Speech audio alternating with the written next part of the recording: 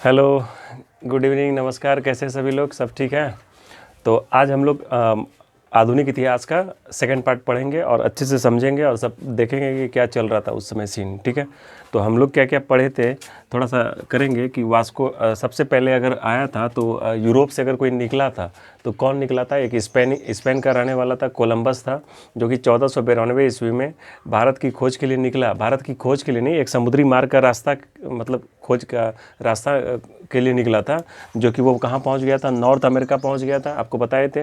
और north America में उसी को बता दिया था कि ये इंडिया है। ठीक है, जो कि बहुत दिन तक आदमी सब उसको इंडिया समझता था, इंडीज समझता था।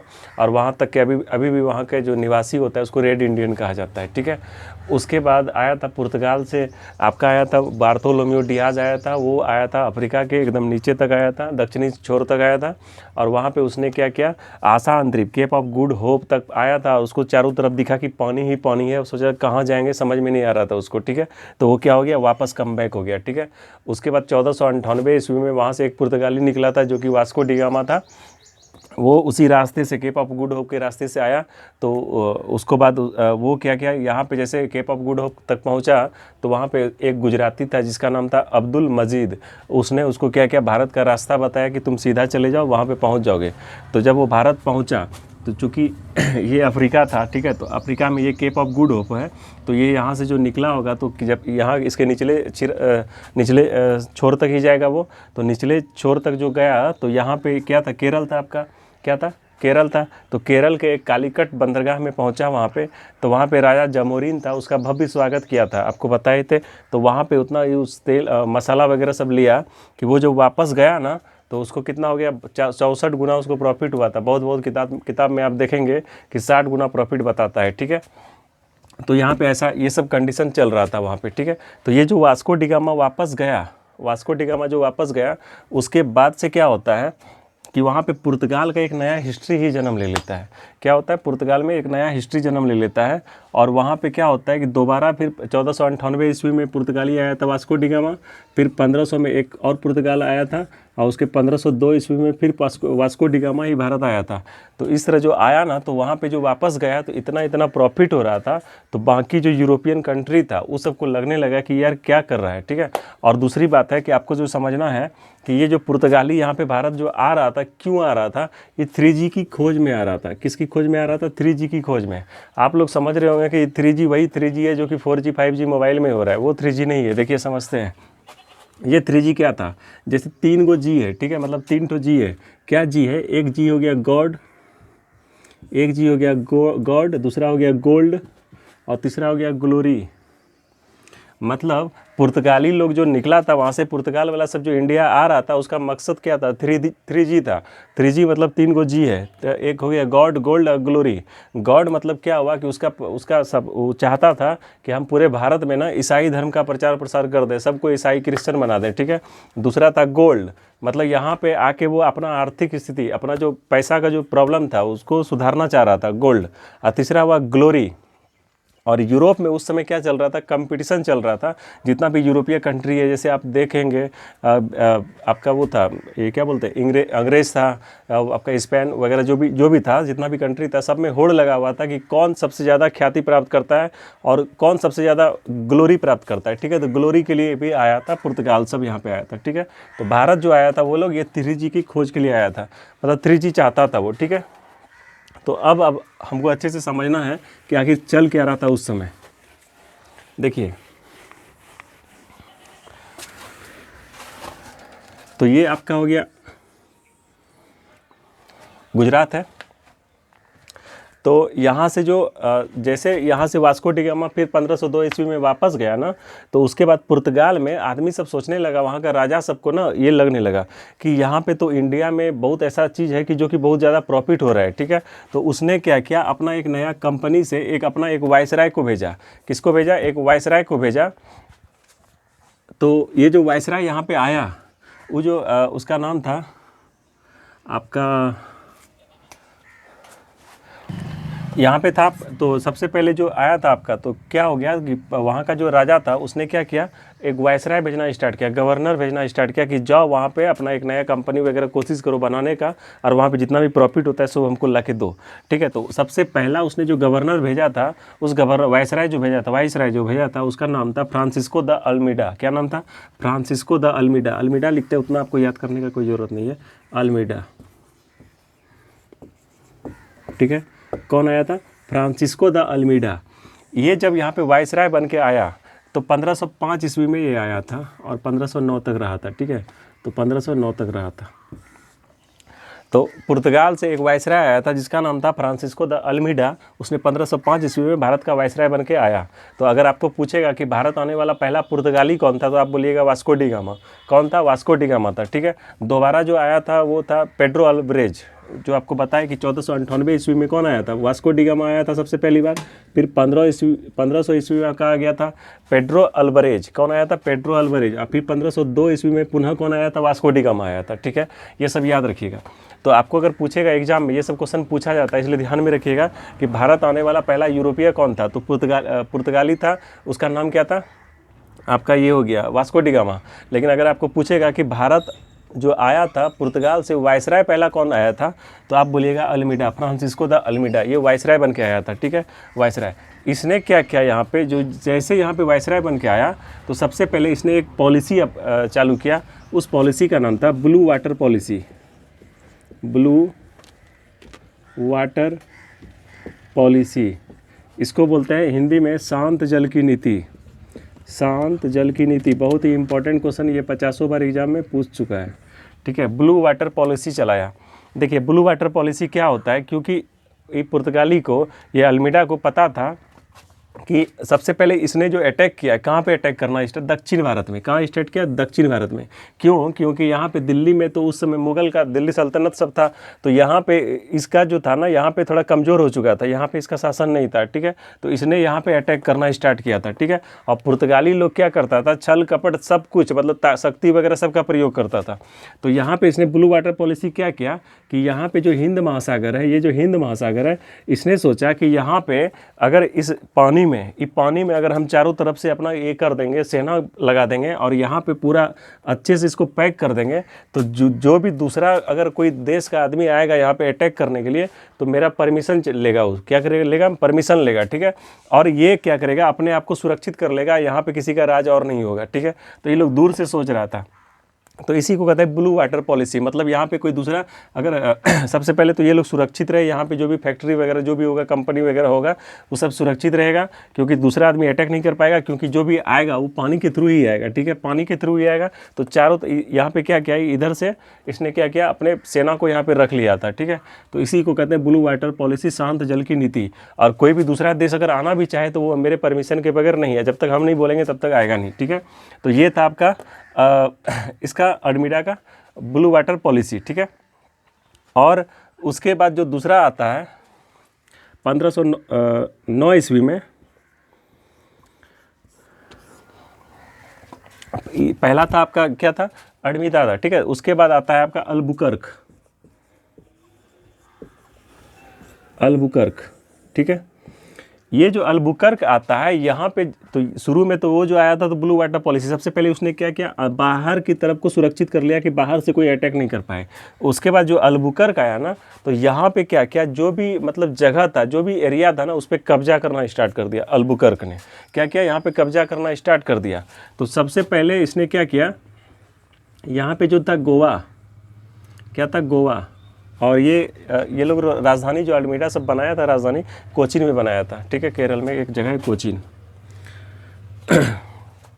ठीक है, तो ये क्या कह रहे थे, 1509 ईस्वी में अल्बुकर्क आया और यहाँ पे इसने क्या किया, बीजापुर एक जगह है, वहाँ का जो राजा था आदिल शाह को पराजित करके गोवा को अपने कब्जे में ले लिया।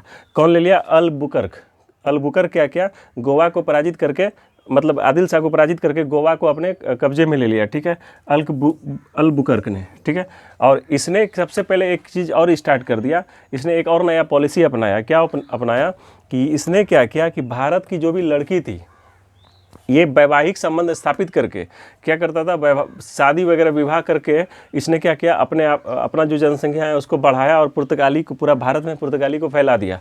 तो सबसे पहले तो कोई भी भारत की जो नारी होगी, लड़की जो होगी, वो पुर्तगाली से क्यों शादी करेगी, कोई भी अंग्रेज से क्यों शादी करना चाहेगी। तो इस यहाँ पे उस समय क्या चल रहा था, भारत में सती प्रथा चल रहा था। भारत में सती प्रथा चल रहा था। आप लोग को वाकिफ होंगे कि सती प्रथा क्या होता है। जब किसी का हस्बैंड मर जाता था तो उसमें क्या होता था कि उसकी वाइफ को मतलब सती होना पड़ता था, जलना पड़ता था। तो पुर्तगाली लोग जो भारत आया था ना, तो उसने सती प्रथा को बंद कर दिया। तो आप लोग को लग रहा होगा, या बहुत आदमी ऐसा सोचता है कि सती प्रथा हम लोग की भलाई के लिए बंद किया गया था। नहीं, उसका एक अपना मोटिव था, उसका एक अपना एक ये था, स्वार्थ था उसमें छिपा हुआ। क्या था कि अगर कोई भी लेडीज़ है, मान लेते हैं कि वो सती नहीं होगी, ठीक है, अगर किसी का हस्बैंड मर गया, उसको सती प्रथा को रोक दिया, ठीक है, तो अब उसके बाद क्या होगा, उसको खाने के लिए नहीं मिलेगा, क्योंकि उस समय उतना स्थिति ठीक ठाक नहीं था, ठीक है, और उसका फिर आगे पीछे कोई नहीं होता था। वो लोग क्या करती थी, तो ये सोचा कि अब उससे क्या करेंगे, हम शादी कर लेंगे, तो उसके बाद क्या होगा कि हमारा परिवार बड़ा हो जाएगा, ठीक है। तो उसने इसलिए सती प्रथा को क्या किया, पुर्तगाली ने बंद कर दिया। तो भारत में सती प्रथा को बंद करने में जो सबसे बड़ा स्टार्टिंग किया था वो पुर्तगाली था, लेकिन वो हम लोग के लिए भलाई के लिए नहीं किया था। वो किस लिए किया था, अपने स्वार्थ की सिद्धि के लिए किया था, ठीक है। तो अल्बुकर्क ने दो पॉलिसी, एक तो क्या किया, यहाँ पे सबसे पहले अधिकार जमाना स्टार्ट कर दिया। कहाँ, गोवा वगैरह को कब्जा स्टार्ट करना दिया, ठीक है। तो 1510 ईस्वी में क्या किया, इसने गोवा पे अधिकार जमा लिया।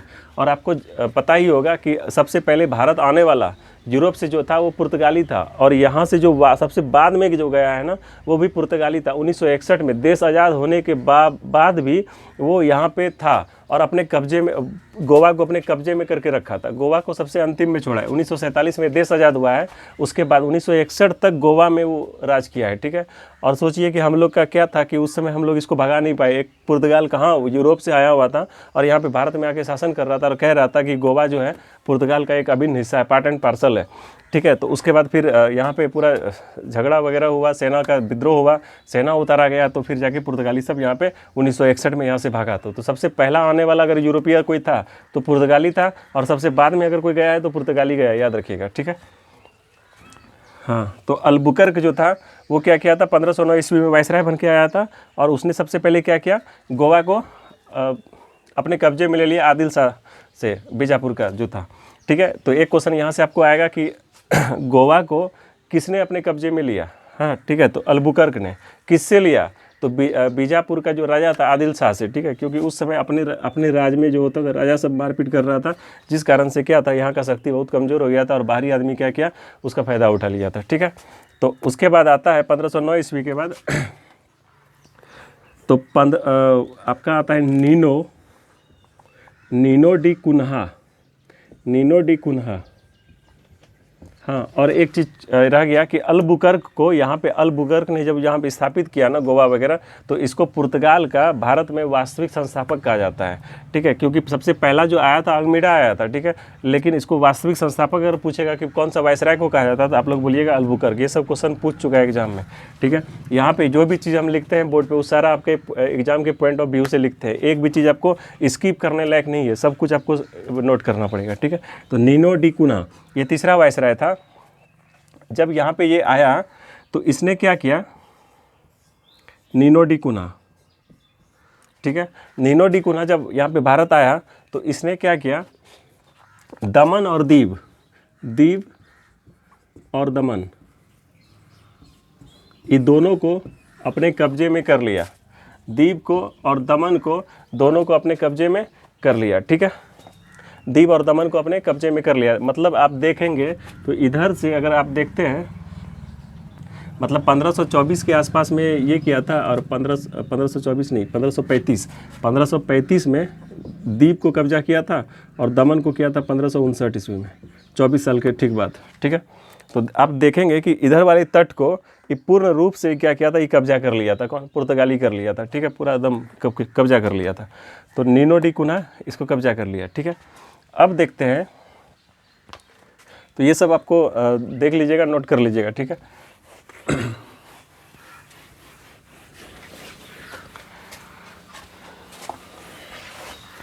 अब आप सोच रहे होंगे कि पुर्तगाली लोग पहले जो आया यहाँ पे, पुर्तगाल आया, अब आपको कल बताए थे हम कि याद करने का तरीका है पेड कर दे फीस, ठीक है। तो सबसे पहले कौन आया था? पुर्तगाल आया था। फिर उसके बाद कौन आया था आपका? पेड कर दे फीस, पुर्तगाल आ गया आपका, ये अंग्रेज हो गया, ये कंपनी है, ठीक है। फिर डच हो गया, फिर कर को काट दिए थे, फिर डेनिश हो गया, फिर आपका फ्रेंच हो गया और ये स्वीडिश हो गया था, ठीक है। ये कंपनी था, ये आया नहीं था। अभी आपको क्लियर कर देते हैं, देखिए। तो आपको जो याद करना है, सारा याद नहीं करना, बस 4 को याद करना है, वही एग्जाम में पूछा जाता है। मेनली आपको एग्जाम के पॉइंट ऑफ व्यू से वही इंपॉर्टेंट है। देखिए, तो सबसे पहले जो भारत आया था, यूरोप से, यूरोपियों का आगमन, यूरोपियों का आगमन,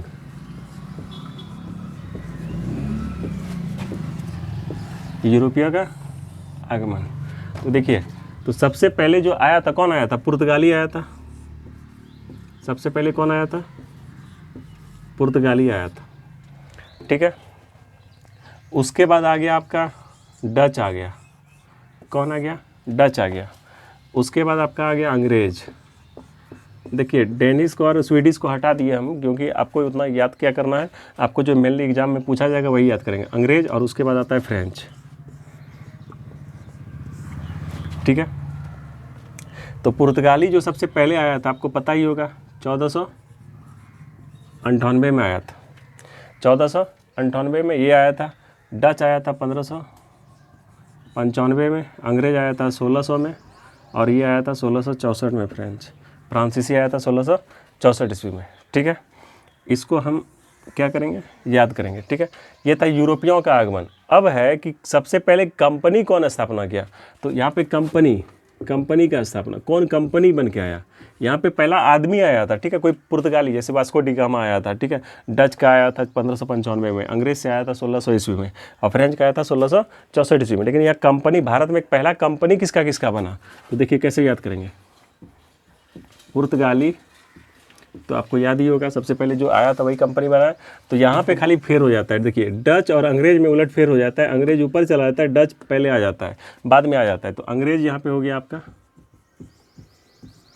डच हो गया और फ्रेंच, ठीक है। तो पुर्तगाली लोग जो कंपनी बनाया था 1498 में तो बना लिया, ठीक है। अंग्रेज लोग कंपनी बनाया 1600 में, ये बनाया 1602 में, और ये बनाया 1664 में। देखिए, जो पुर्तगाली लोग 1498 में आया, तो कंपनी भी 1498 में बना लिया। डच आया था 1595 में, लेकिन इसने कंपनी बनाया 1602 में, इसलिए अंग्रेज से क्या हो गया? पीछे। लेकिन अंग्रेज समय जिस समय आया था 1600 में, तो अंग्रेज ने कंपनी भी बना लिया था यहाँ पे 1600 में, ठीक है। और फ्रेंच आया था 1664 ईस्वी में, इसने भी बना लिया 1664 ईस्वी में, कहीं कोई दिक्कत नहीं। अब आप सोचिएगा कि डच पहले आया था और कंपनी पहले, अंग्रेज कैसे बना लिया? तो देखिए, कभी कभी ऐसा होता है ना कि जो जन्म लेता है पहले, उसका शादी बाद में होता है, और छोटा भाई का शादी पहले हो जाता है। कभी कभी ऐसा देखने को मिलता होगा। इसमें टैलेंट था तो इसने पहले कंपनी बना लिया, ठीक है। हाँ, तो देखिए, और आखिर में देखेंगे अंग्रेज ने इतना दिन तक राज कैसे किया, ये जो ब्रिटिश है हम लोग पे इतना दिन शासन कैसे किया। पुर्तगाली, डच, फ्रेंच वगैरह जितना भी प्रभाव पड़ा, अंग्रेज का ज़्यादा हम पे ज़्यादा प्रभाव पड़ा। चलिए देखते हैं, ठीक है। तो ये आपको क्या करना है, एक डाटा है, आपको एक एकदम दिमाग में धंसा लेना है और याद करना है, ठीक है। और एक और यहाँ पे क्या देखेंगे, और यहाँ पे अगर देखना हो तो कहाँ लिखें आप? हाँ, तो देखिए, पुर्तगाली का जो सबसे पहला कोठी बना था, तो वो कहाँ बनाया था? और उसके बाद अंग्रेज का कहाँ बना था, डच का कहाँ बना था, फ्रेंच का कहाँ बना था? तो ये जो पुर्तगाली सबसे पहला अपना कोठी बनाया था। कोठी मतलब राजधानी जिसको कहते हैं आप, कोचीन में बनाया था। कहाँ बनाया था? कोचीन में बनाया था। अंग्रेज बनाया था सूरत में। कहाँ बनाया था? सूरत में। ये क्या है? कोठी है इसका, व्यापारिक कोठी, जहाँ से इसका डीलिंग होता था सब कुछ। तो कोठी इसका मुख्यालय आप कह सकते हैं, ठीक है। डच का था आपका मसूलीपट्टनम। कहाँ था? मसूलीपट्टनम, ठीक है। और आपका फिर फ्रेंच का भी था सूरत, ठीक है। कोचीन, सूरत, मसूलीपट्टनम, सूरत, ठीक है। तो ये आप क्या कीजिएगा, याद कीजिएगा। फिर इसका ईस्वी भी बता देंगे आपको। ये 4 साल के बाद हुआ था ये आपका सूरत का हुआ था मसूलीपट्टनम में। तो ये ईस्वी वगैरह सब भी आपको बता देंगे, अब ज़्यादा हो जाएगा अभी। तो पुर्तगाली क्या था 1498 में सब ये सब आया था, ये कंपनी बनाया और ये उसका क्या है कोठी है। तो कोठी भारत में कहाँ कहाँ बनाया, तो पुर्तगाली कोचीन में बनाया था, क्योंकि पुर्तगाली आपको याद होगा कि कहाँ आया था, कालीकट आया था बंदरगाह। तो पुर्तगाली जो आया था भारत में सबसे पहले कहाँ आया था, कालीकट आया था, जो कि केरल में ही है। लेकिन कोठी जो बनाया, अपना व्यापारिक केंद्र बनाया, वो कहाँ बनाया, कोचीन में बनाया। अंग्रेज कहाँ आया था, सूरत आया था, ठीक है, मतलब सूरत में वो कंपनी कोठी बनाया। डच कहाँ बनाया, मसूलीपट्टनम में। फ्रेंच कहाँ बनाया, सूरत में, ठीक है। आ गई बात समझ में, चलिए ठीक है, देखते हैं इसको, ठीक है। इसको अच्छे से लिख लीजिएगा, रुको रुको।